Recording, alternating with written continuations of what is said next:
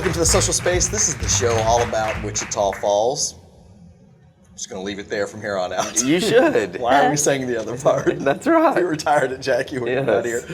I am one of your hosts, Eric Crossland. Jackie's out there making money, getting clients, doing the things only the owner can do. So in her place, coming very highly recommended, she said you'd have the same amount of energy, Teresa Caves. Not quite, but I try to keep up. What do you want on your lower third, your nameplate underneath your name? Yeah. What do you want under there when it says your name? Always available. Okay. I was going to say that. To her right. Always available when Jackie asks. Oh, yes. I should clarify that. Yeah, we'll make sure it says that. To her right, always available when anyone asks. Andrew Bell, how you doing, buddy? Good, not available. Like I said, glad to have you back. Jokes fall real flat when Andrew's not here. To my right, Dr. Robert Parkey. How you doing? You're our actual guest. She's our the star of the show. star of the show. We're Teresa's like helping. guests. We're both like guests. Yeah. That's right. Yeah. Kind of handy that way.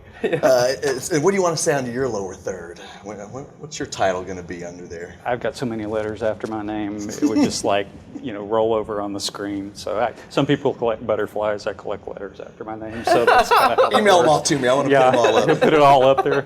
Okay, well, Caring thanks and dependable. Caring and that's what it's gonna dependable. say. Yes. Well, thank you both for being here. You know, we needed someone to sit in for Jackie, and so thank you, Teresa. And You're welcome. Dr. Parkey. We got questions. Normally, I would never ever read a question, but Jackie had a very specific question she wanted to ask, and I just love that she writes it in her voice. Yes. So I'm just going to read it verbatim. Excuse me, Dr. Parkey. We get the privilege of seeing you in the First Texas building daily, just across the hall. Oh, is that true? Yeah, my office. Well, we're scattered all over the building, actually. Yeah, so I'm down. Yeah, I'm down across the hall. Sometimes in the clubhouse. Well, our windows face 9th Street. She faces the lobby. Yeah. Okay. Tell our viewers your pathway in medicine and about your time at Healing Hands. Oh, good heavens. Well, that's actually a boggy, weird story anyway. So I actually went to university on an agriculture scholarship. I was not actually planning on going into human medicine. I was planning on going into veterinary medicine. I didn't know that. Yeah. So I had a little change in career path about my junior year in college, and really I'd been working for a veterinarian, and I just didn't have the gift. I grew up around animals. I'm kind of the black sheep of the family because I'm the only one that doesn't. Well, veterinary puns there. I'm the only one in my family that doesn't drive fence posts and chase cows for a living. So they still let me come to family things. There you so go. that's kind of nice. But I just. I started working for a veterinarian there in Stephenville when I was at Tarleton, and I just didn't have the gift. And it was just kind of an aha moment that, I couldn't see myself doing that just because I didn't feel like I had the tools. And, it was one of those weird things that happens. I was taking a seminar class, and we had to go do an observation time in the emergency department. And I was just like, okay, I can do this. I can do. So wound up getting accepted to couple of medical schools and wound up in Galveston at the University of Texas campus there. And I just like the history. It's the oldest medical school kind of in the state and actually one of the oldest west of the Mississippi. And, I was always planning on coming back to Wichita Falls and to the area. And I wanted to train, and you don't hear about people doing this much anymore and this was 30 years ago. So I wanted to train to do a little bit of everything and come back and be a small town doc. And so after Galveston, went to Tulsa to do my residency training because at the time the University of Oklahoma campus there in Tulsa had a very aggressive program to kind of train physicians to do a little bit of everything. So general surgery, obstetrics, emergency medicine, intensive care medicine, it was just part of the training program. And so wound up in Henrietta when I came back, and just because Dr. Schaffner had retired and they needed somebody there, so Dr. Greer and I held down the fort for a lot of years. Do you remember when you met me? Yes. Well, Teresa and I go way back, actually. Well, I did part of the recruiting for physicians for Wichita General, so I was there with the judge and met you and your wife, and we did part of the income guarantee to get you there. So I just loved it that Jackie called me because, we have that sense of history together. Absolutely. In That's healthcare. Yeah, and I spent almost 17 years in Henrietta. Medicine changed a lot in that time frame about 10, 15 years ago, and it just was not going to be a sustainable thing for my family I'm very independent, generally speaking, and I kind of like to do my own thing, and I don't knock people that are in large clinics and things like that. It's just not me. And so I knew that wasn't a sustainable path, and things changed in medicine where, doing a little bit of everything just wasn't really doable anymore. So in the midst of all that, what I found that I really enjoyed was taking care of a sicker version of patient than a lot of other physicians are comfortable with. So older patients, people with a lot of chronic illnesses, cancer patients, people with a lot of serious things going on. And so that kind of became a niche for me. And so at about the time where the government changed a lot of things about medicine, and it wasn't going to be financially sustainable for me to stay in Henrietta, the opportunity came up to start working in hospice, and so I did that and kind of pivoted my practice to where it is now, which is more geared towards geriatrics and taking care of really sick folks. And one of my board certifications is in palliative medicine, which nobody knows what palliative medicine means, but I prefer the term supportive care medicine. Where we're really doing the things to look at quality of life for people that have advanced illnesses. And in that process, I kind of got involved with Presbyterian Manor and the House of Hope. I do a lot of work with dementia patients as well.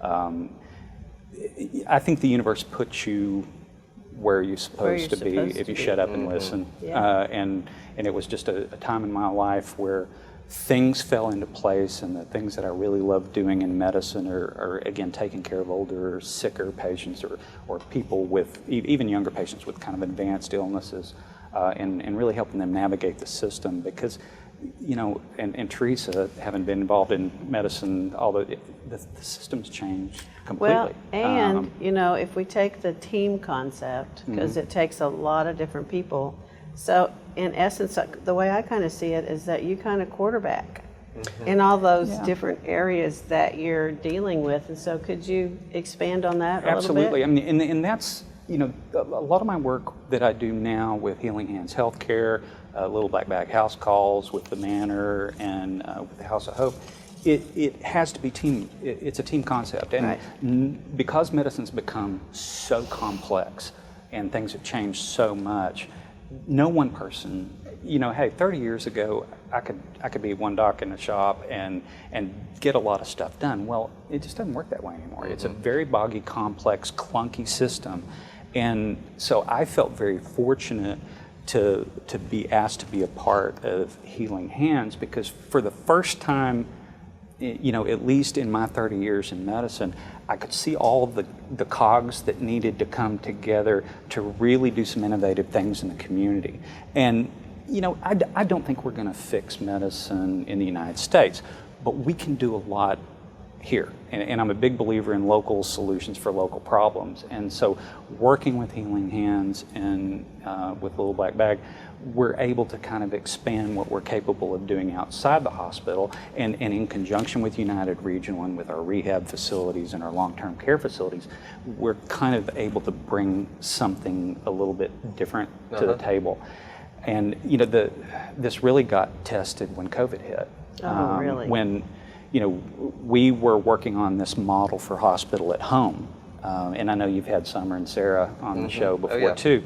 We had been trying to put this model together because we see these patients, especially with chronic things like heart failure and chronic lung disease, bouncing back and forth to the hospital. And so, well, why do they need to bounce back to the hospital when a lot of those things can be done in the home? We can do IV therapy. We can get x-rays done in the home. IV antibiotics, IV steroids, IV diuretics, all those things that we would normally do in an emergency department or on a med surg for in the hospital, well, we can actually do those things in the home now. So how do they do the x-rays at home? I've always wondered that. Yeah, I mean, you have like a we little actually machine? have, yes, we have mobile services available. It's not heavy? It's all digital now. I mean, and it's amazing. And this is where technology really makes a difference too, because we're able to push a lot of things like IV pumps, X-rays, ultrasound. I mean, we can do ultrasound in the home now.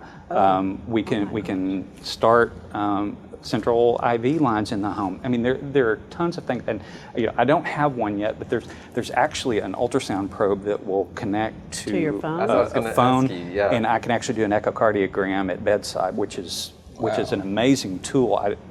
They get the price down on those bad boys a little bit. I guarantee I'm going to have one. So, the things that we're capable of doing now technologically give us these tools that we need to keep people at home. And that's what I think is so exciting about what we're able to do now. Yeah. So you had mentioned the House of Hope, Dr. Parkey. Tell us about some of the other facilities and what a gift they are to our city.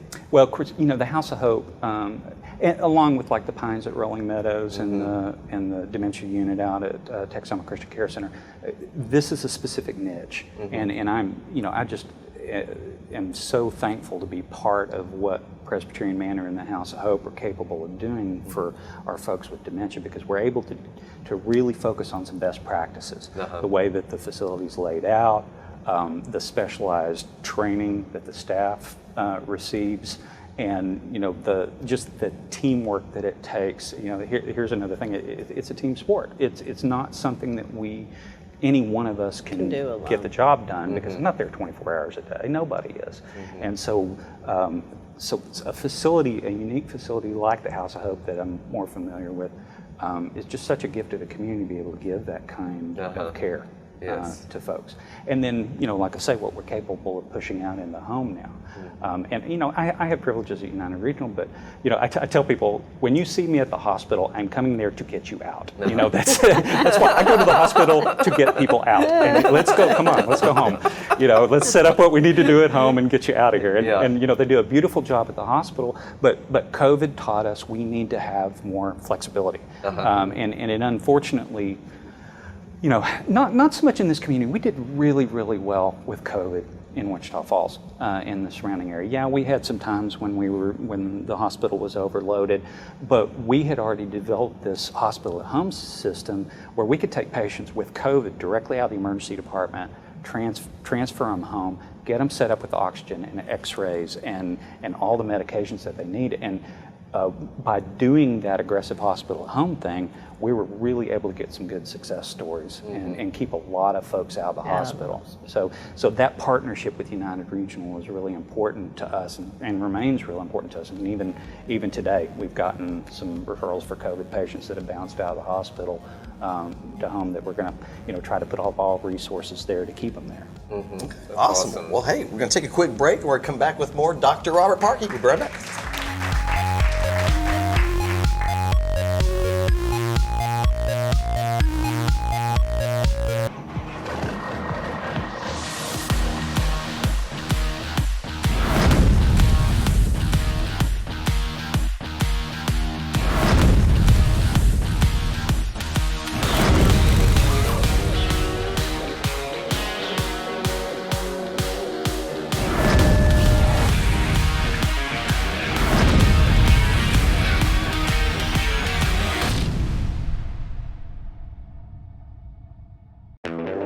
Four incredible radio stations. That's who we are. We are Townsquare Media, and we bring the best of radio to the North Texas area. Wake up early with NewsTalk 1290. That's us. How about Kelly Raspberry on 92.9 NIN? Yep, that's us. Bringing you the best of country with 102.3 The Bull. That's us. And rocking it all day long with 106.3 The Buzz. That's us. We are Townsquare Media, and we're proud to be a sponsor of the social space.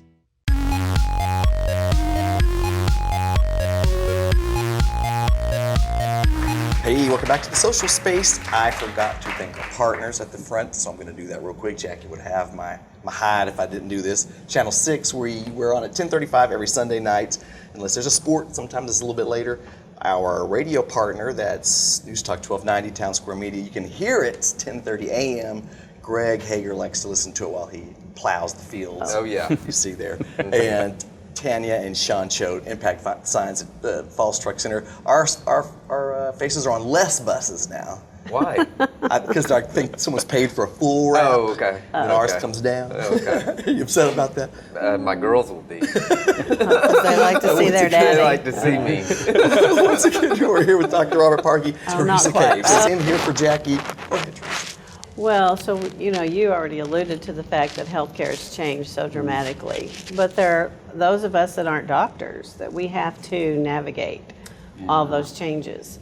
And I just go back to when my mother was so deathly ill. She was up in Oklahoma and ended up in the other Wichita, Kansas.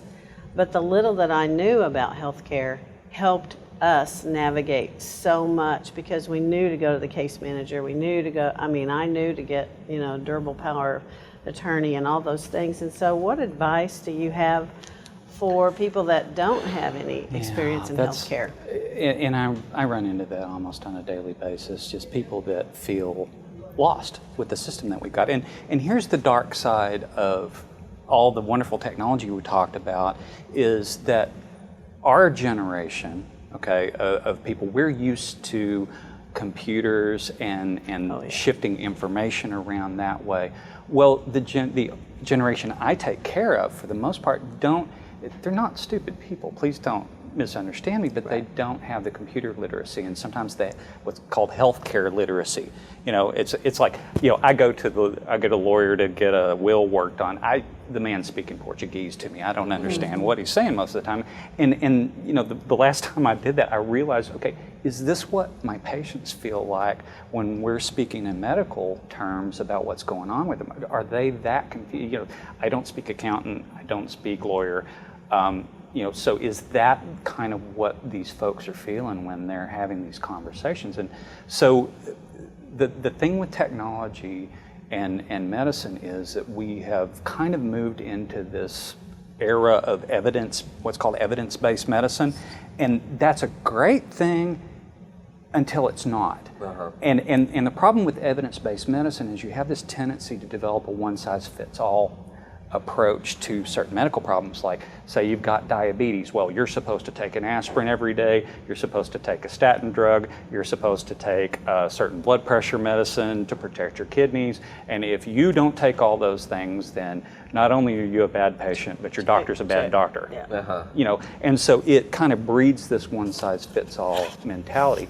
And that, I think, is the dark side of where we are in medicine right now, is this assumption and then a lack of understanding on the part of the patients, because we haven't really had a conversation about what's important to them. What are their goals of care? And this is extremely important in dealing with my patient population, geriatric patients, dementia patients and their families. What are our actual goals? What's important to you? What's going to make a good day for you? And maybe taking a big handful of pills is not the right answer. And if you're not worried about these things, then let's talk about taking less medicine and just concentrate on the things that would bring value to you. But unfortunately, like I say, we've got this kind of one-size-fits-all mentality in medicine, and although checklists can be very helpful and they can reduce errors and things like that, they tend to reduce people to a disease process or a number. And that's what we've got to reclaim in medicine, I think. And we've all heard the word HIPAA, and we know about all of the confidentiality, and like in our case, there are 5 of us children, but only 2 of us could get the information. So how do you handle that? Right. Well, and this is where good communication, I think, in medicine, it's a skill that's not taught. I never had how to have a conversation with a patient, especially about serious things. Nobody ever teaches us that. In fact, most of the time I learned how not to do it by some of my attending physicians. I am never saying that to another patient. Just watch patients' eyes get that big when what did you say that to them? Good gracious. Anyway, so this, how to have these conversations, I think, is something that you develop as you mature as a physician or as a nurse practitioner or as a physician's assistant. How do you have these difficult conversations? And so for a family, especially, that's problematic if that sensibility is not on the part of the provider to have those conversations. Well, we gave you the information, y'all should just disseminate it among yourselves. that doesn't work. Uh-huh. And so I think it's extremely important, especially for our parents, the older generation, that they have an advocate. And I tell families this all the time, and I tell patients this. Well, the best gift that you can give your kids is for them to know what you want and where things stand, so that they don't have to make incredibly difficult decisions. All they have to do is say, well, this is what Mom wanted. Yep. It's And written down that's no right here. decision at all Yeah. at that point. And so, the other thing, of course, is if anybody goes to the hospital, I tell them it's Noah's Ark rules. You always travel in pairs. You don't ever good. go to the hospital by yourself. You need an advocate by your side, because things happen in the hospital environment. Things happen in the clinic environment or in rehab. And you need an advocate that's aware of what's going on, that can be your voice if you can't speak for yourself. Well, or two people hearing the message and being able to, somebody might get part of it, the next, like I would, I could get most of it, but if my two sisters were there, they would have to decipher between the two of them what the doctor had said about Yeah, mother. and it's not a matter of your sister's not being intelligent. It's that issue of healthcare literacy. It's about Exactly. understanding the jargon, understanding what's being said. And then honestly, it's about being a bit of a squeaky wheel and saying, no. Let's explain. You sit down and explain this a little bit better. We're not catching what you're saying here. And I think a lot, especially the greatest generation, they kind of have this differential thing to healthcare, but this is what the doctor said, or this is what the nurse said. Completely. Trust them completely, Yeah. although I don't understand what they said. Right. That's where you say, okay, let's slow down a little bit. I need to understand this better. It's exactly what happened. And my daughter's a nurse, and when she came from Dallas to this little hospital in Oklahoma, she said, Mima, you have got to go to a larger hospital so they can take care of you. And she went and found the doctor. Now, we've done the same thing, but Mother goes, no, I trust him. I've always gone to him. So just what we're talking about is it's so important to have that advocate. All right, so how does someone get a hold of you? Oh, well, what I do is kind of specialized, and it's by referral. I don't have a clinic. I have a little geriatric clinic there at Presbyterian Manor that I take care of the residents there, which was horribly important during COVID because, they couldn't leave to go see their own doctors. And so, I had a wonderful relationship with my colleagues here in town, and they were always like, yes, please take care of things. We don't want them at our office, with this COVID stuff going on. So, but otherwise, what I do is kind of tied to the House of Hope and Presbyterian Manor and to Healing Hands. And so the main thing is I'm available to Healing Hands as their medical director, and to Little Black Bag House Calls as their medical director. The TransStar Ambulance is their medical director. So yeah, keeps me out of trouble to have a lot of jobs. But that's kind of how things work for me. It's more on a referral basis, and because I really concentrate on taking care of a sicker version of patient, I'm usually asked to jump in by other physicians or by a facility or by a home health agency. Okay, awesome. That's There you awesome. go. Yeah. We learned a lot today. We did. Appreciate you for coming by. And Teresa, anytime. thanks for being a Jackie substitute. Well, he doesn't herd cattle, but he does carefully herd people and organizations There you as go. part of it being the quarterback of the team. Yes. Awesome. Well, we appreciate both you guys coming out today. Thank you so It much. was fun. And Appreciate I don't know being what we're here. doing for the third segment, but you'll see. People at home will see.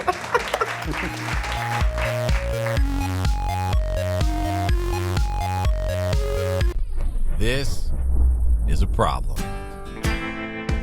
That grind, that click, that constant leak. Whatever it is, you heard it last year, and you probably put it on your to-do list. Ah, the famous to-do list. Well, that list gets long, and so do the days. But your AC still needs a tune-up. You could wait for that first triple-digit degree day. We're talking about consecutive days of triple-digit heat. Or you could call... James Lane Air Conditioning and Plumbing, this is Laura. Hey Laura, good to see you again. We don't like 102-degree weather, but we're climbing the ladder. We don't prefer hanging out in the crawl space, but we're down there chasing the lead. And we don't like when your AC has problems, but we like to fix them. James Lane Air Conditioning and Plumbing.